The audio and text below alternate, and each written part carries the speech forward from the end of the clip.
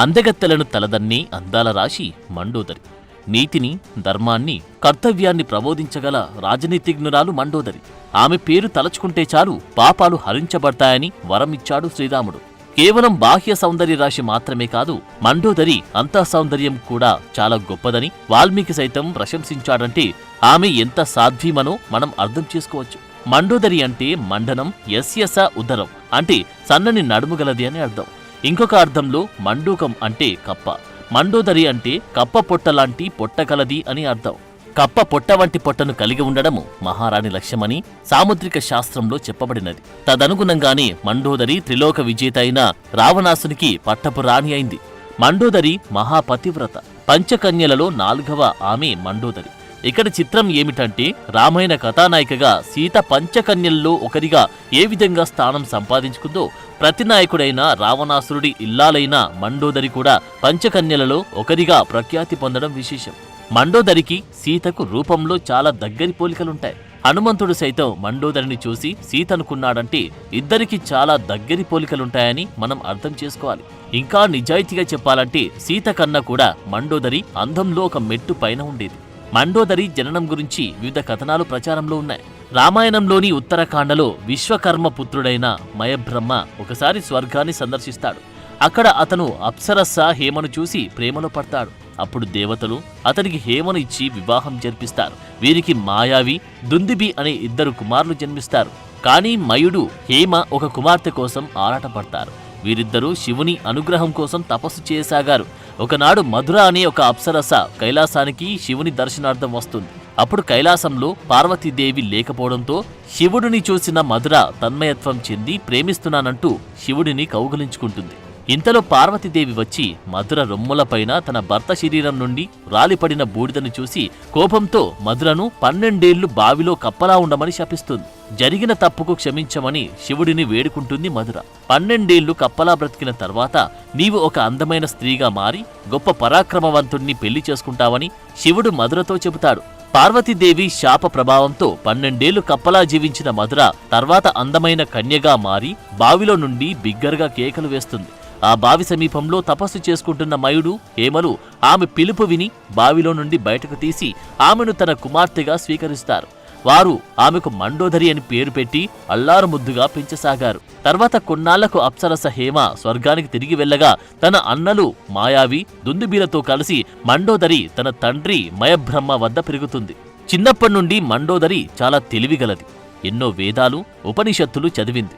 తండ్రి గారాల పట్టిగా, 2 అన్నల ఇష్టమైన చెల్లిగా ఎంతో అల్లరి చేస్తూ పెరిగింది. మండోదరికి యుక్త వయస్సు వచ్చాక ఒకసారి తనకు ఒక అందమైన భవనం నిర్మించి ఇవ్వమని అడగడం కోసం మయుడి వద్దకు వెళ్లిన రావణాసురుడికి అనుకోకుండా మండోదరి కంటపడుతుంది. అత్యంత సౌందర్యవతి అయిన మండోదరిని చూసి మొదటి చూపులోనే ప్రేమిస్తాడు రావణుడు. మండోదరిని పెళ్లి చేసుకుంటానని మయుడితో చెప్పగా రావణుడి బుద్ధి తెలిసిన మయుడు అతనికి తన కుమార్తెను ఇవ్వనంటాడు. అయితే మయుడిని నయానా భయానా ఒప్పించిన రావణుడు పెద్దల సాక్షిగా ఆమెను వైదిక ఆచారాలతో వివాహం చేసుకుంటాడు. వలచి మరీ మండోదరిని పెళ్లాడిన రావణుడు మొదట్లో బాగానే ఉన్నాడు. వీరి అనురాగ దాంపత్యానికి ప్రతిరూపంగా మేఘనాథుడు, ఇతన్ని ఇంద్రజిత్ అని కూడా పిలుస్తారు. అతికాయుడు, అక్షయ కుమారుడు అనే 3 పుత్రులు కలుగుతారు. అయితే ఇంట్లో అద్భుత అందగత్తి మండోదరి ఉన్నా కూడా పరకాంతల పొందు కోసం వెంపర్లాడేవాడు రావణుడు. ఈ భూమి మీద ఎన్నో రాజ్యాలను గాలించి అందమైన యువరాణులను ఎత్తుకొచ్చి పెళ్లి చేసుకునేవాడు. ఒప్పుకోని ఆడవారిని బలవంతంగా అనుభవించేవాడు.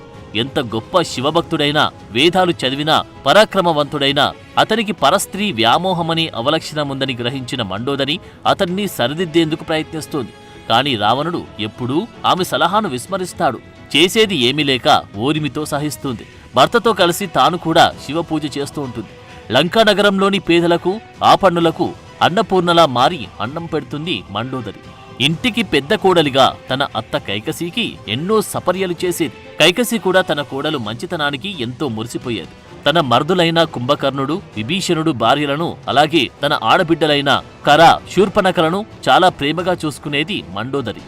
ఇంకోవైపు శ్రీరామచంద్రుడు తండ్రి మాటకు కట్టుబడి రాజ్యాన్ని వదిలి సీతాలక్ష్మణ సమేతంగా అడవికి చేరుకుంటాడు. అక్కడ లక్ష్మణుడి అందానికి మైమరిచిన రావణుడి చెల్లెలు శూర్పణఖ తనను పెళ్లి చేసుకోమని లక్ష్మణుడిని విసిగించడంతో కోపంతో శూర్పణఖ ముక్కు చెవులు కోస్తాడు లక్ష్మణుడు. చెల్లికి జరిగిన అవమానానికి కోపంతో ఊగిపోతాడు రావణాసురుడు. అయితే రాముడు భార్య సీత చాలా అందంగా ఉంటుందని, ఆమెను నీవు ఎత్తుకొచ్చి పెళ్లి చేసుకుంటే రామలక్ష్మణులకు బుద్ధి చెప్పినట్లు ఉంటుందని శూర్పణఖ రావణుడికి చెప్పగా సీతాదేవిని అపహరించి లంకా నగరానికి ఎత్తుకువస్తాడు రావణుడు. సీతను అశోక వాటికలో ఉంచి తనను పెళ్లి చేసుకోమని బలవంతం చేస్తాడు. అయితే సీతను రావణుడు ఎత్తుకొచ్చాడని తెలుసుకున్న మండోదరి చాలా బాధపడుతుంది. నీకు సుఖమివ్వడానికి నేను అనేక మంది నీ ఉంపుడుగత్తెలు ఉండగా సీతను ఎందుకు ఎత్తుకువచ్చావు? ఆమె భర్త ఇంటిలో లేని సమయం చూసి ఆమెను ఎత్తుకురావడం తప్పు. ఒకరి అర్ధాంగిని చెరబట్టడం ఇంకా పెద్ద తప్పు అని ఎంత మొరపెట్టుకున్నా రావణుడు మండోదరి మాటలు లెక్క చేయకుండా సీత పొందు కోసం తహతహలాడుతుంటాడు. నీ వల్లే నీ అన్న రావణుడు సీతను ఎత్తుకొచ్చాడని శూర్పణఖని తిడుతుంది మండోదరి. అయితే ఇక్కడ సీతకి మండోదరికి మధ్య సంబంధం గురించి ఒక పురాణ కథనం ప్రచారంలో ఉంది. గ్రిత్సమద మహర్షి లక్ష్మీదేవిని తన కుమార్తెగా పొందాలని తపస్సు చేస్తున్నాడు. అతను దర్భగడ్డి నుండి పాలను తీసి ఒక కుండలో నిల్వ చేసి మంత్రాలతో ప్రతిరోజు దాన్ని శుద్ధి చేసేవాడు. తద్వారా లక్ష్మీదేవి ఆ కుండలోకి ప్రవేశించి అక్కడే నివసించసాగేది. ఇక్కడ రావణుడు కూడా ఋషులను చంపి వారి రక్తాన్ని ఒక పెద్ద కుండలో నిల్వ చేస్తాడు. ఋషుల రక్తాన్ని తాగితే అతీంద్రియ శక్తులు సంక్రమిస్తాయని అతని నమ్మకం.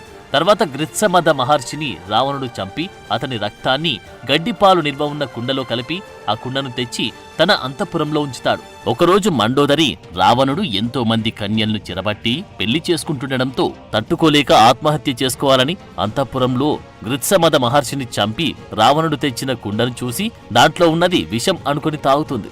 అయితే ఆమె చనిపోకపోగా గ్రిత్సమద మహర్షి రక్తం లక్ష్మీదేవి నివసించిన గడ్డిపాల వల్ల గర్భం దాల్చిన మండోదరి ఒక ఆడబిడ్డకు జన్మనిస్తుంది. ఆ పాప లక్ష్మీదేవి అంశతో పుడుతుంది. అయితే ఆ పాపను రావణుడు బతకనివ్వడని భావించి పాపను ఒక పెట్టెలో పెట్టి సముద్రంలో విడిచిపెడుతుంది. అప్పుడు సముద్రుడు ఆ పెట్టెను భూదేవికివ్వగా భూదేవి దానిని జనకుడికి ఇస్తుంది. ఆ పాపే సీత. రావణుడు సీతను అపహరించి లంకకు తెచ్చినప్పుడు సీతను చూసిన మండోదరి ఆమె తన కూతురేనని గుర్తుపడుతుంది. రావణుడి చావు ఆసన్నమైందని ఆమె భావిస్తుందని సంగదాసు రాసిన అద్భుత రామాయణంలో చెప్పబడింది. అయితే ఇది పూర్తిగా అభూత కల్పన. దేవి భాగవత పురాణం ఇలా చెబుతోంది. మండోదరికి రావణుడికి మొదటి సంతానంగా సీత జన్మిస్తుంది. మొదటి సంతానం వల్ల లంకాధీశునికి మరణం తథ్యమని జ్యోతిష్యులు హెచ్చరించారట. ఇది విన్న రావణుడు ఆమెను లంకకు దూరంగా తీసుకుపోయి భూమిలో పాతిపెట్టమంటూ తన అనుచరులను ఆజ్ఞాపించాడు. లంకేశ్వరుడి ఆజ్ఞ ప్రకారం ఆయన సైన్యం సీతని భూమిలో పాతిపెట్టారు. ఆ తర్వాత భూమిలో నుంచి దొరికిన సీతను జనకుడు తన కుమార్తెగా ప్రకటించాడు. తర్వాత ఆ సీతని రావణుడు లంకకు ఎత్తుకువచ్చాడని ఆమె అతనికి కూతురవుతుందని రాశారు. ఇది కూడా పూర్తిగా తప్పుడు కథనం. రావణుడు ఎంత శ్రీలోలుడైనా తన కూతురినే చరిచేంత దుర్మార్గుడైతే కాదు. ఇక మన కథలోకి వస్తే వాలిని చంపిన శ్రీరాముడు కిష్కింధకు సుగ్రీవుణ్ణి రాజుని చేస్తాడు. అప్పుడు సీతాదేవిని వెతకడానికి సుగ్రీవుడు ఆంజనేయుణ్ణి పంపగా హనుమంతుడు లంకను చేరి రావణుడి అంతఃపురంలో ఉన్న మండోదరిని చూసి ఆమెను సీతగా పొరబడతాడు. కాదని తెలుసుకుని తర్వాత అశోక వాటికలో ఉన్న సీతమ్మను చూస్తాడు. ఆమె ఇచ్చిన ఉంగరం తీసుకుని వచ్చి సీతమ్మ లంకలో ఉందని శ్రీరాముడికి చెప్పగా సముద్రంపై నీలుని సారథ్యంలో వారధి నిర్మించిన రాముడు లంకను చేరి సీతను అప్పగించమని అంగదుడితో రావణుడి వద్దకు రాయబారం పంపుతాడు. అప్పుడు రావణుడి సోదరుడైన విభీషణుడు యుద్ధం వద్దు, సీతను రాముడికి అప్పగించి శరణు కోరమని రావణుడికి చెప్పగా విభీషణుడిని తిట్టి లంకనగరం నుండి వెలివేస్తాడు రావణుడు. తర్వాత విభీషణుడు రాముడిని శరణువేడి సుగ్రీవుని సైన్యంలో చేరుతాడు. రామరావణ యుద్ధం అనివార్యమవుతుంది. చివరిసారిగా హెచ్చరించాలని తన భర్త రావణుడి వద్దకు వచ్చిన మండోదరి నిన్ను ఓడించిన వాలినే సంహరించిన రాముడు సామాన్యుడు కాదు. సీతను అతనికి అప్పగించు. యుద్ధం ఎవరికి మంచిది కాదు. అసంఖ్యాక మరణాలకు దారితీసి ఎంతో మంది మహిళలను విధవలుగా చేస్తుంది. వారి పిల్లలను రోడ్డున పడేస్తుంది. దయచేసి నా మాట విను అని ఎంత బ్రతిమాలి ప్రాధేయపడినా బలగర్వంతో ఉన్న రావణుడు భార్య మాటను లెక్క చేయకుండా యుద్ధానికి దిగుతాడు. మహాభయంకరంగా జరిగిన రామరావణ యుద్ధంలో రావణ సైన్యంలోని ఎంతో మంది రాక్షస వీరులు, రావణుడి కుమారులైన ఇంద్రజిత్, అతికాయుడు, అక్షయ కుమారుడు దారుణంగా మరణిస్తారు. ముగ్గురు కొడుకులను కోల్పోయిన మండోదరి ఎంతో బాధపడుతుంది. తన మరిది కుంభకర్ణుడితో సహా ఎంతో మంది రాక్షస యోధులు మరణించారని తెలుసుకుని తీవ్ర నిరాశ నిస్పృహలకు లోనవుతుంది. చివరి రోజు యుద్ధానికి బయలుదేరిన తన భర్త రావణుడికి వీరతిలకం దిద్ది యుద్ధంలో విజయం సాధించాలని మనస్ఫూర్తిగా కోరుకుంటుంది. లంకానగర రాణిగా తన కర్తవ్యాలను తూచా తప్పకుండా నిర్వహిస్తుంది. రాముడికి రావణుడికి మధ్య యుద్ధం చాలా భయంకరంగా జరుగుతుంది. చివరకు శ్రీరాముడు రావణుడి 10 తలలు ఖండించి అతన్ని దారుణంగా సంహరిస్తాడు. తన భర్త రావణుడు చనిపోయాడని తెలుసుకున్న మండోదరి మేలి ముసుగు తీసేసి పరుగున యుద్ధరంగానికి వచ్చి మహావీరుడైన తన భర్త విగత శరీరుడై రణరంగాన పడి ఉన్న దృశ్యాన్ని చూసి ఎంతో కలత చెంది రావణుడి పార్థివ దేహాన్ని కౌగలించుకొని, ఇవాళ నేను మేలి ముసుగు లేకుండా పరిగెత్తుకొచ్చానని కోపం తెచ్చుకోకు. నువ్వు దేవతలందర్నీ ఓడించావు, ఎందరినూ తరిమిగొట్టావు, దుర్భేద్యమైన కాంచన లంకని నిర్మించావు, 10 తలలతో 20 చేతులతో ప్రకాశించావు. ఆ రోజు హనుమంతుడు ఈ సముద్రాన్ని దాటి నీ 10 తలకాయలు ఇప్పుడే నరికేస్తాను, కాని రాముడు నిన్ను చంపుతానని ప్రతిజ్ఞ చేశాడు గనుక వదిలేస్తున్నాను అని లంకని కాల్చి వెళ్లిపోయాడు. ఒక్కడే అలా వచ్చి లంకని నాశనం చేసి వెళ్లిపోతే నీ మనస్సులో శంక కలగలేదు. నీ జీవితానికి ప్రమాదం వస్తుందని నువ్వు ఆలోచించలేదా? కోతులంటే చపల బుద్ధికి పెట్టింది పేరు. అలాంటి కొన్ని కోట్ల కోతుల్ని రాముడు వెంటబెట్టుకుని సముద్రానికి సేతువు కట్టించి దాటి వచ్చాడు. నీకు అప్పుడైనా అనుమానం రాలేదా? ఒక మనుష్యుడైన రాముడి చేతిలో చనిపోయావా అని పక్కకి తిరిగి రాముణ్ణి చూస్తుంది. రాముడిని చూడగానే ఈయన మనుష్యుడు కాదు, సనాతనమైన పరమాత్మ. నిన్ను నిగ్రహించడానికి వచ్చిన శ్రీ మహావిష్ణువు దేవతలందర్నీ వానర రూపాలు ధరింపజేసి వాళ్ళని వెంటబెట్టుకుని శంఖచక్ర గదా పద్మములను పట్టుకొని శ్రీ మహావిష్ణువు వచ్చాడు. రాముడిని ఇన్నిసార్లు చూసినా నీకు వచ్చింది విష్ణువు అని ఎందుకు అర్థం కాలేదు? రావణ, నువ్వు రాముడి చేత సంహరింపబడ్డావని లోకమనుకుంటుంది. నువ్వు ఎందువలన చనిపోయావో నాకు మాత్రమే తెలుసు. ఒకప్పుడు నువ్వు తపస్సు చేయాలనుకుని నీ ఇంద్రియాలను బలవంతంగా తొక్కిపెట్టావు. అప్పుడు నీ ఇంద్రియాలు నీ మీద పగబడ్డాయి. అందుకని నిన్ను చంపింది రాముడు కాదు, నీ ఇంద్రియాలే నిన్ను చంపాయి. ఒక్కసారిగా కామం పుట్టింది అనడానికి నీ విషయంలో ఆస్కారం లేదు. మహా సౌందర్య రాసులైన భార్యలు నీకు కొన్ని వేల మంది ఉన్నారు. వారిలో నువ్వు ఎవరితో క్రీడించినా నీ కామము అదుపులో ఉంటుంది. ఎక్కడో అరణ్యంలో ఉన్న సీతమ్మ మీద కామం పుట్టి ఆవిడని నువ్వు అనుభవించడం కోసం కాదు, నువ్వు నీ రాజ్యము నీవారు భ్రష్టమవ్వడం కోసం నీకు ఆ కోరిక పుట్టింది. అయ్యో, నీకు సీతమ్మ ఎవరో అర్థం కాలేదా? ఆవిడ రోహిణి కన్నా అరుంధతి కన్నా గొప్పది. తన భర్తని అనుసరించి వచ్చిన ఇల్లాల్ని ఒంటరిగా ఉన్నప్పుడు ఎత్తుకొచ్చావు. ఆ తల్లి తేజస్సు నిన్ను కాల్చింది. నీకు ఎన్నోసార్లు చెప్పాను, ఆ తల్లిని తేవడం వలన నువ్వు పొందే సుఖం ఏమీ లేదు, నాశనమైపోతావని ఆనాడే చెప్పాను. నువ్వు చేసుకున్న పూర్వపుణ్యముల వలన కాంచన లంకని అనుభవించావు, ఎన్నో సుఖాలు పొందావు. కాని సీతమ్మని తీసుకుని వచ్చి ఇంట్లో పెట్టడం వలన ఆ పాపాన్ని అనుభవించాల్సి వచ్చి ఈనాడు పడిపోయావు. విభీషణుడు పుణ్యాలు చేశాడు, సీతమ్మ ఎవరో తెలుసుకున్నాడు. ఆ పుణ్యఫలం ఇవాళ విభీషణుడికి అనుభవంలోకి వచ్చింది, బతికిపోయాడు.